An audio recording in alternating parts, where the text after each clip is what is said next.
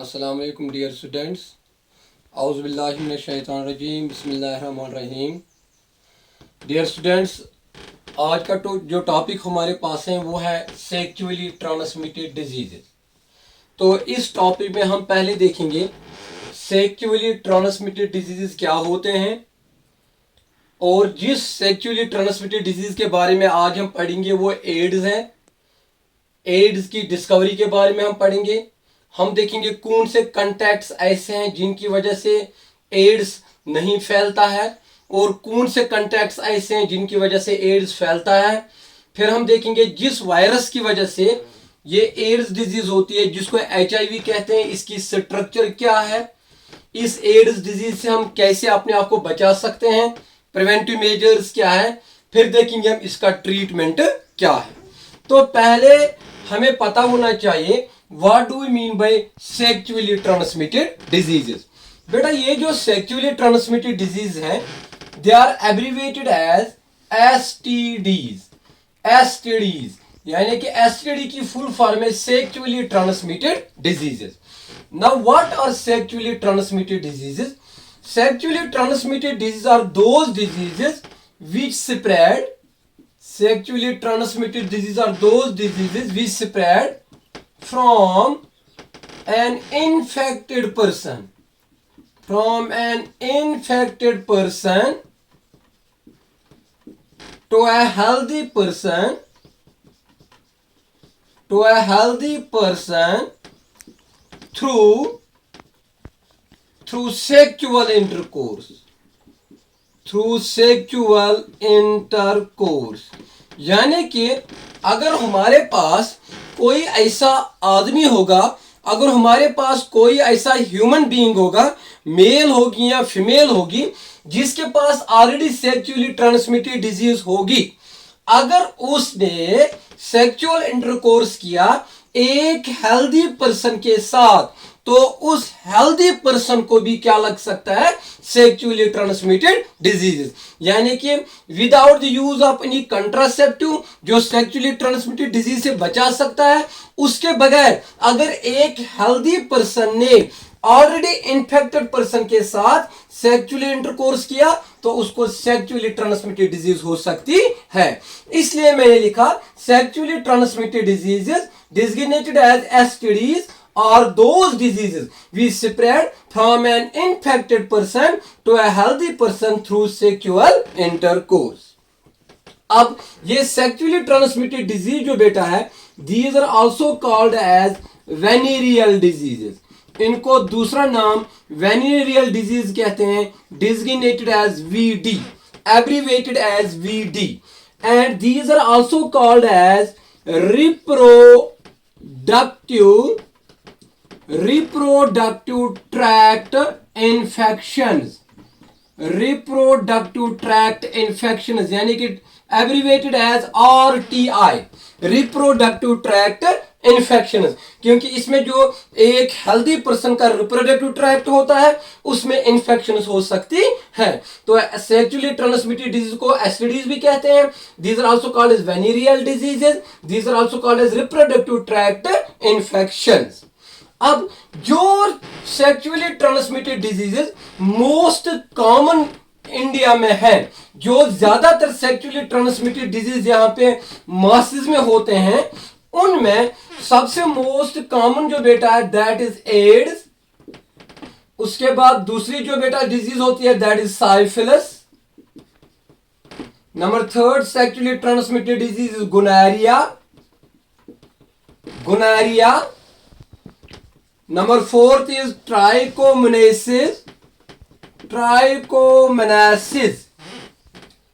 Number fifth is genital herpes. इसी तरह क्लैमिडियासिस।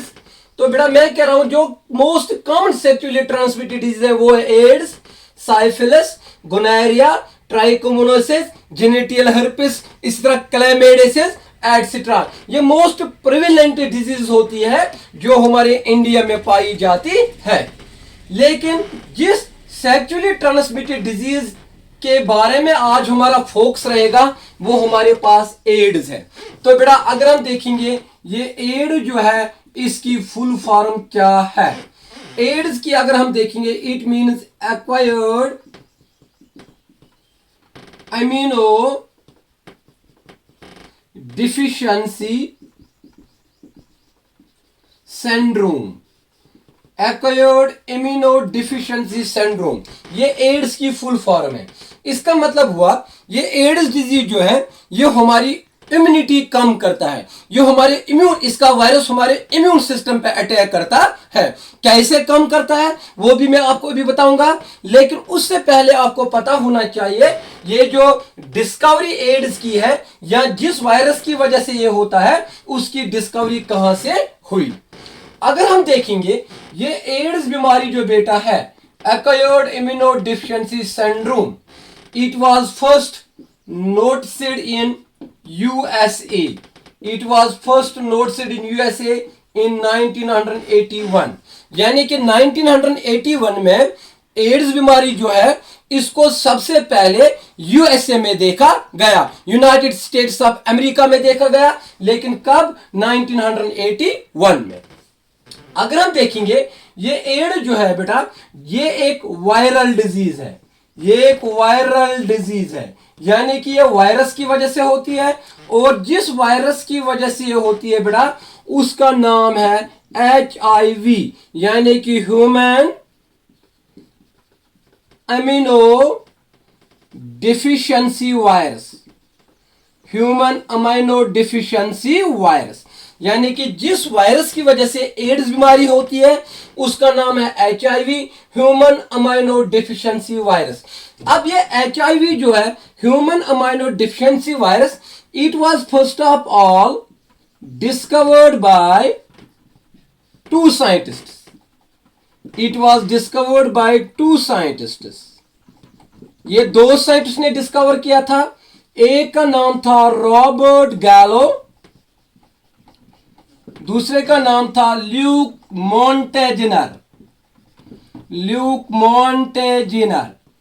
तो बेटा दो साइंटिस्ट ने इसको डिस्कवर किया, एक का नाम था रॉबर्ट गैलो, दूसरे का नाम था ल्यूक मॉन्टेजिनर, और 1984 में उन्होंने इस वायरस को डिस्कवर किया। सो HIV human amino deficiency virus it was discovered by two scientists Robert Gallo and Luke Montagnier in 1984।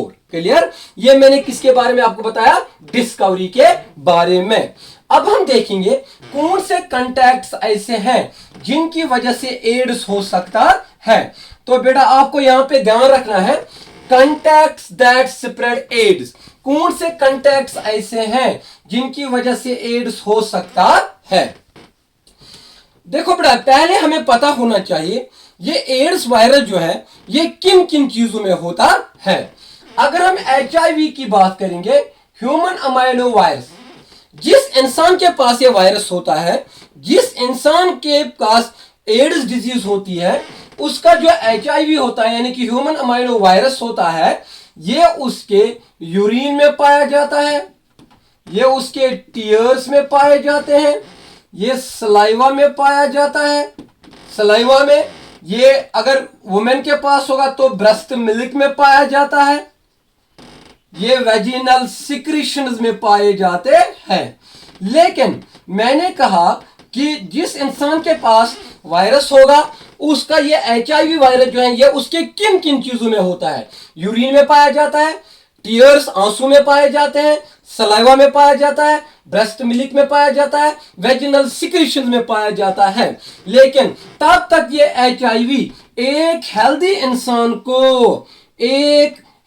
इंसान को इन्फेक्ट नहीं कर सकता है जब तक न जो ये यूरिन है जिसके अंदर वायरस है या ब्रेस्ट मिल्क है या वेजिनल सिक्रीशन है या सलाइवा है, जब तक नहीं उस हेल्दी इंसान के ब्लड के साथ कांटेक्ट करेगा। इसका मतलब ये हुआ, इससे हमें यह पता चलता है कि HIV का जो वायरस है इसका कांटेक्ट करना जरूरी है हेल्दी इंसान के ब्लड के साथ, तब हेल्दी इंसान को क्या हो सकता है, वायरस हो सकता है, एड्स हो सकता है।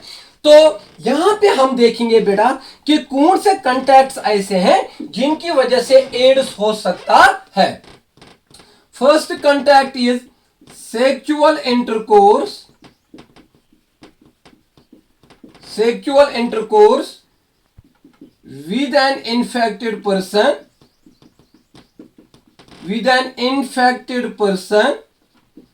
without use of condoms, यानी कि यूज ऑफ कंडोम्स के बगैर जब एक एड्स वाला पेशेंट सेक्सुअल इंटरकोर्स करेगा, किसके साथ, एक हेल्दी पर्सन के साथ, या एक हेल्दी पर्सन एक इन्फेक्टेड पर्सन के साथ सेक्सुअल इंटरकोर्स करेगा without the use of condoms.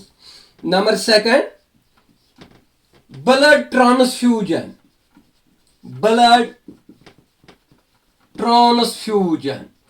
अगर हम एक HIV एड्स यानी कि एक HIV पेशेंट का जिसके पास HIV होगा, ह्यूमन अमाइनो वायरस होगा, एक एड्स पेशेंट का हम ब्लड ट्रांसफ्यूज करेंगे, ट्रांसफर करेंगे हेल्दी इंसान की बॉडी में विदाउट स्क्रीनिंग, तो बेटा वहां पे भी क्या हो सकता है, एड्स हो सकता है। देन ऑर्गन ट्रांसप्लांटेशन, अगर हम किसी एड्स पेशेंट का ऑर्गन दूसरे हेल्दी इंसान में ट्रांसफर करेंगे तो उसको भी क्या हो सकता है बेटा, एड्स हो सकता है। Then number D, use of contaminated needles and syringes, use of contaminated needles and syringes, अगर हम कंटेमिनेटेड नीडल्स और syringes यानी कि अगर कोई एड्स पेशेंट होगा, हमें नहीं पता है कौन है, अगर उसको किसी इंजेक्शन किया होगा, उसी नीडल का इस्तेमाल, उसी सिरिंज का इस्तेमाल अगर हेल्दी इंसान ने किया तो उस हेल्दी इंसान को वहां पे एड्स हो सकता है, क्योंकि नीडल की वजह से, सिरिंज की वजह से बेटा वहां पे ब्लड जो है वो कांटेक्ट हो सकता है। This is use of contaminated needles and syringes. Then use of contaminated razors. देखो बेटा, हमें एक आदत होती है, हम बार्बर के पास जाते हैं तो वो हमें वहां पे शेव बनाता है या बाल काटता है तो वो ब्लेड का इस्तेमाल करता है। हो सकता है हमसे पहले जिसने वहां पे शेव किया होगा या बाल काटे होंगे तो वो एड्स पेशेंट होगा, अगर ब्लेड की वजह से उसको वहां पे ब्लड आया होगा, वो ब्लड जो है वो रेजर के साथ कांटेक्ट करता है, इसी रेजर का इस्तेमाल अगर उसने एक हेल्दी पर्सन को किया, अगर उसको भी कट लगा, फिर अगर ब्लड और ब्लड कांटेक्ट हुआ तो वहां पे क्या हो सकता है बेटा, एड्स हो सकता है। तो ये मैंने कुछ कांटेक्ट्स आपको कहे जिनकी वजह से क्या हो सकता है बेटा, एड्स हो सकता है। उसके बाद हमारे पास हैं कि अब ऐसे कौन से कांटेक्ट्स हैं, contacts that do not spread AIDS, किन कांटेक्ट्स की वजह से एड्स नहीं हो सकता है, किन कांटेक्ट्स की वजह से एड्स नहीं हो सकता है। फर्स्ट इज कैजुअल कांटेक्ट्स, यानी कि जितने भी कैजुअल कांटेक्ट्स होते हैं, हैंडशेक हम करेंगे एड्स पेशेंट के साथ, बॉडी कांटेक्ट करेंगे एड्स पेशेंट के साथ, तो एड्स नहीं हो सकता है। जैसे हम अगर एड्स पेशेंट के साथ हैंडशेक करेंगे, एक हेल्दी इंसान को एड्स नहीं हो सकता है। अगर बॉडी कांटेक्ट्स हो जाएंगे, body contacts at crowded places, जो क्राउडेड प्लेस होते हैं, बस स्टॉप होता है, बस के अंदर हम बैठे होते हैं, या स्कूल में होते हैं, या किस मस्जिद में होते हैं, किसी भी जगह होते हैं जहां पे क्राउड होता है, अगर वहां पे एड्स पेशेंट के साथ हमारा बॉडी कांटेक्ट हो जाएगा तो हेल्दी इंसान को एड्स नहीं हो सकता है, because AIDS is not a contagious disease. ये कॉन्टीजियस डिजीज नहीं है, कॉन्टीजियस यानी कि ये कांटेक्ट होने की वजह से नहीं होता है। नंबर सेकंड पॉइंट, कि किसकी वजह से, इन कॉन्टैक्ट्स की वजह से एड्स नहीं हो सकता है। Then sharing common clothes, sharing common clothes, अगर एक एड्स वाला पेशेंट जिन कपड़ों का इस्तेमाल करता है, जिन क्लोथ्स का इस्तेमाल करता है, जिस लिबास का इस्तेमाल करता है, अगर वही कपड़े एक हेल्दी इंसान ने इस्तेमाल किए तो उसको एड्स नहीं हो सकता है। Then sharing common telephone, sharing common telephone, जिस टेलीफोन का इस्तेमाल एक एड्स वाला पेशेंट करता है, अगर वही फोन इस्तेमाल करेगा एक हेल्दी इंसान, उसको एड्स नहीं हो सकता है। Then number 4, sharing common toilet seat, sharing common toilet seat, जिस टॉयलेट सीट का इस्तेमाल, जिस फ्लश पॉइंट का इस्तेमाल एक एड्स पेशेंट करता है, वही अगर इस्तेमाल कौन करेगा, नॉर्मल इंसान, हेल्दी इंसान करेगा, तो उसको भी एड्स नहीं हो सकता है। क्लियर? तो बेटा ये मैंने कुछ कॉन्टैक्ट्स यहां पे बताए जिनकी वजह से एड्स नहीं हो सकता है। इसी तरह अगर कोई एड्स पेशेंट होगा, वो खाना पकाएगा, अगर वही खाना हम खाएंगे, हमें एड्स नहीं हो सकता है। जिन यूटेंसिल्स का इस्तेमाल, जिन बर्तनों का इस्तेमाल एक एड्स पेशेंट करता है, अगर वही हम करेंगे तो हमें भी एड्स नहीं हो सकता है। तो ये मैंने वो कॉन्टैक्ट्स बताए जिन कॉन्टैक्ट्स की वजह से एड्स नहीं हो सकता है। उसके बाद है बेटा स्ट्रक्चर ऑफ HIV। ये जो मैंने स्ट्रक्चर यहां पे बनाई बेटा, ये HIV की है, यानी कि ये ह्यूमन, ये HIV की है, या ये उस वायरस की है जिस वायरस की वजह से एड्स डिजीज होती है, जिसको ह्यूमन अमाइनो डिफिशिएंसी वायरस कहते हैं। अगर इस वायरस की हम बात करेंगे बेटा, ये वायरस जो है, अगर इसका हम डायमीटर देखेंगे, इसका डायमीटर होता है 100 to 140 नैनोमीटर, यानी कि 100 to 140 नैनोमीटर इसका डायमीटर होता है। इस वायरस का डायमीटर होता है 100 to 140 नैनोमीटर। उसके बाद अगर हम देखेंगे बेटा, इसके पास, इस वायरस के पास जो आउटर मोस्ट कोड पाया जाता है, बॉडी का जो आउटर मोस्ट कवरिंग होती है, इसकी जो आउटर मोस्ट बॉडी पे कवरिंग होती है, वो किसकी बनी होती है बेटा, ग्लाइकोप्रोटीन्स की, जिसको हम ग्लाइकोप्रोटीन कोड कहते हैं। ये ग्लाइकोप्रोटीन्स की बनी है, इसलिए इसको ग्लाइकोप्रोटीन कोड कहते हैं। उसके बाद इसके पास लिपिड मेम्ब्रेन होता है, जो इसके पास सेकंड कवरिंग होती है, that is lipid membrane, that is lipid membrane. अब हमने देखा इसकी बॉडी जो बेटा है, वो एक तो आउटर मोस्ट बॉडी पे इसके पास ये वाली जो कवरिंग होती है बेटा, ये ग्लाइकोप्रोटीन कवरिंग होती है। फिर ये वाली कवरिंग जो होती है बेटा, दूसरी कवरिंग, इसको लिपिड मेम्ब्रेन कहते हैं। क्लियर? उसके बाद इसके पास अंदर से और एक कोट होता है, that is called as protein coat, this is called as protein coat. तो इसके पास 3 कोट्स होते हैं। फर्स्ट कोट इसके पास ग्लाइकोप्रोटीन कोट होता है, देन लिपिड मेम्ब्रेन होता है, देन प्रोटीन कोट होता है।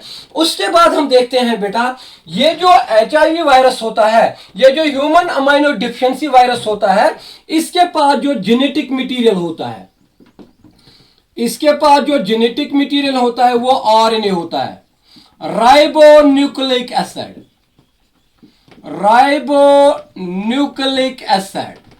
इसके पास जो जेनेटिक मटेरियल होता है वो कौन होता है, राइबोन्यूक्लिक एसिड। लेकिन आपको यह भी पता होना चाहिए, ये HIV जो है, ये ह्यूमन अमाइनो वायरस जो है बेटा, ये रिट्रोवायरस है। क्या है ये बेटा? Retrovirus. What do we mean by retrovirus? Retrovirus किसको कहेंगे? रेट्रोवायरस कहेंगे इसका जेनेटिक मटेरियल RNA है, लेकिन इस वायरस के पास, इस ह्यूमन अमाइनो वायरस के पास इतनी कैपेबिलिटी है, ये इस जेनेटिक मटेरियल RNA को DNA में तब्दील करता है। जब ये एक हेल्दी इंसान को इन्फेक्ट करता है, जब ये उसके हेल्पर T सेल्स में जाता है, इम्यून सेल्स को अटैक करता है, ये वहां पे इस RNA को किस में तब्दील करता है? DNA में। DNA का मतलब होता है बेटा डीऑक्सीराइबो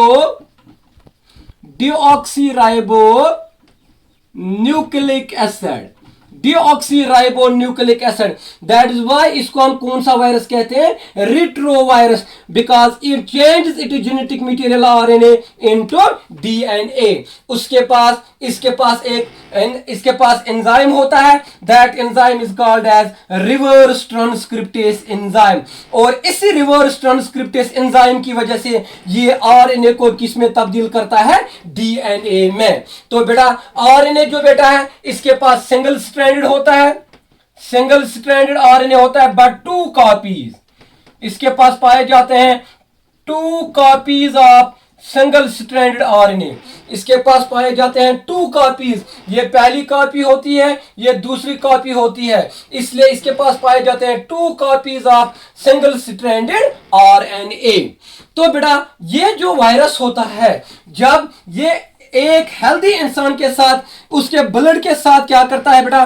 कांटेक्ट करता है, तो ये वायरस जो है, ये ह्यूमन अमाइनो डिफिशिएंसी वायरस जो है, ये अटैक करता है हेल्पर टी सेल्स के, हेल्पर टी सेल जो हमारा इम्यून सिस्टम होता है हमारी बॉडी में।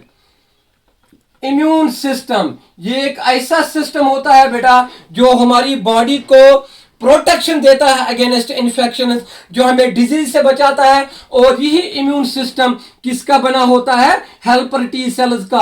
और हेल्पर टी सेल जो बेटा है ये एंटीबॉडीज बनाते हैं, और एंटीबॉडी जो बेटा है ये किन के खिलाफ लड़ते हैं? डिजीजेस के खिलाफ लड़ते हैं, इन्फेक्शन के खिलाफ लड़ते हैं। लेकिन यही वायरस जब आता है, ये वायरस जो बेटा है ये अपने आप को बाइंड करता है।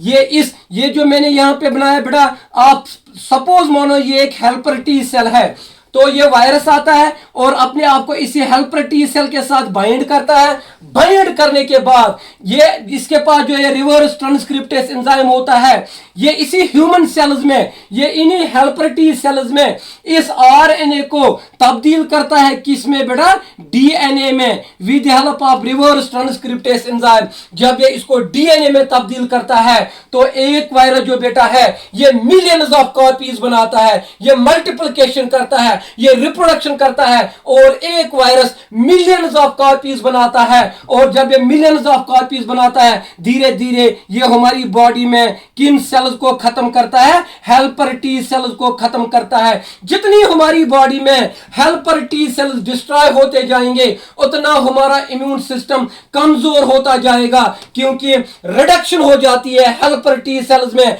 और हमारा इम्यून सिस्टम धीरे धीरे क्या हो जाता है? कमजोर हो जाता है। फिर जितने भी डिजीज हमें आ जाती है वो तमाम डिजीज हमें लगती है। दैट इज वाई एड्स को कहते हैं acquired immuno deficiency syndrome. Clear? तो बेटा ये मैंने आपको दिखाया यहां पे, ये एचआईवी हमें कैसे अटैक करता है।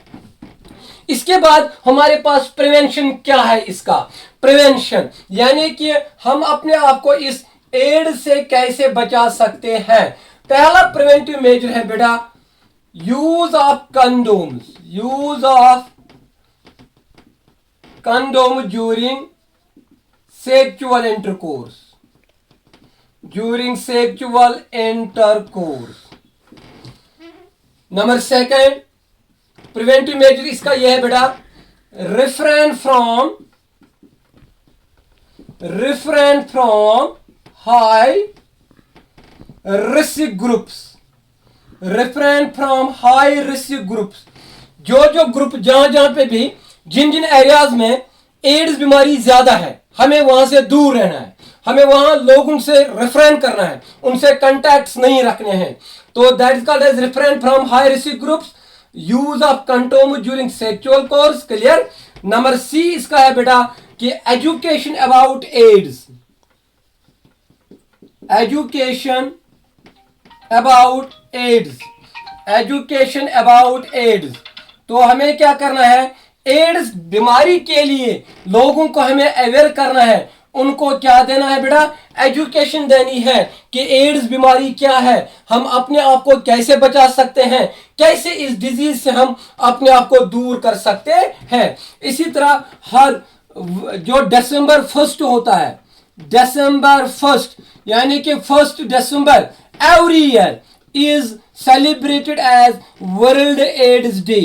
World AIDS Day, World AIDS Day हर साल 1 दिसंबर जो है, 1 दिसंबर जो है वो मनाया जाता है वर्ल्ड एड्स डे, ताकि लोगों को उस दिन मैसेज पहुंचती है कि हम अपने आप को एड्स से कैसे बचा सकते हैं, एड्स बीमारी क्या है, ये कैसे लगती है, कैसे हम इसको बचा सकते हैं। तो दैट इज इसलिए वर्ल्ड एड्स डे हर 1 दिसंबर को मनाया जाता है। अब हमारे पास है ट्रीटमेंट।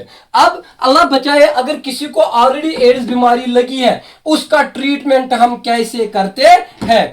तो ट्रीटमेंट क्या है, ट्रीटमेंट इस डिजीज के लिए ट्रीटमेंट क्या है बेटा। इस डिजीज के लिए ट्रीटमेंट पहले है, that is called as antiviral therapy. Antiviral therapy, antiviral means हम क्या करते हैं काम, हम वायरस के खिलाफ ही एंटीवायरल थेरेपी करते हैं। जो HIV है बेटा, ह्यूमन अमाइनो वायरस है, इसी के लिए इसी को थेरेपी करते हैं। इसी जिस टिश्यू को ये लगा है, जिन सेल्स को ये लगा है, हम इसको एंटीवायरल थेरेपी करते हैं। और एंटीवायरल थेरेपी में हम क्या करते हैं बेटा काम, हम जो इन्फेक्टेड टिश्यू है हम उस टिश्यू को रिमूव करते हैं, ताकि उन सेल्स को रिमूव करते हैं ताकि वो सेल जो है उनमें जो वायरस है वो सराउंडिंग सेल्स को इन्वेड न करे। That is called as antiviral therapy. And number second हम करते हैं बेटा, that is called as immuno stimulative therapy. Immuno stimulative therapy, immuno stimulative यानी कि हम स्टिमुलेट करते हैं, हम एक्टिवेट करते हैं किसको, इम्यून सिस्टम को। कैसे हम इम्यून सिस्टम को एक्टिवेट करते हैं, इस इम्यूनो स्टिमुलेटिव थेरेपी में हम इस एड्स पेशेंट को कुछ ड्रग्स देते हैं। जैसे यहां पे मैं कुछ ड्रग्स का नाम लिखूंगा, ज़िडोविडाइन, ज़िडोविडाइन, एजिथिमाइडिन, एजिथिमाइडिन, देन राइबोविरिन, राइबोविरिन। 3 ड्रग्स का नाम मैंने यहां पे लिखा, ज़िडोविडाइन, देन एजिथिमाइडिन, देन राइबोविरिन। ये वो ड्रग्स होते हैं बेटा जिनको इम्यूनो स्टिमुलेटिव थेरेपी, जिन ड्रग्स का इस्तेमाल इम्यूनो स्टिमुलेटिव थेरेपी में किया जाता है। और हम क्या काम करते हैं, जब यही ड्रग्स हम एक एड्स पेशेंट को देते हैं, उसकी वजह से उसकी बॉडी में सेल डिवीजन हो जाता है, उसकी बॉडी में जो हेल्पर टी सेल्स होते हैं इम्यून सिस्टम में वो डिवाइड होते हैं, उनका नंबर इंक्रीज होता है और धीरे धीरे उसको इम्यूनिटी मिलती है। And that is called as immuno stimulative therapy. तो होप आज का टॉपिक आप लोगों को समझ आया होगा। इस टॉपिक का जो मटेरियल है और इसके बारे में जो असाइनमेंट है, इवैल्यूएशन का जो प्रोसेस है, वो पूरा मैं आपके ग्रुप पे इंशाल्लाह अपलोड करूंगा। तो अगले टॉपिक में मिलते हैं, तब तक फी अमानिल्लाह।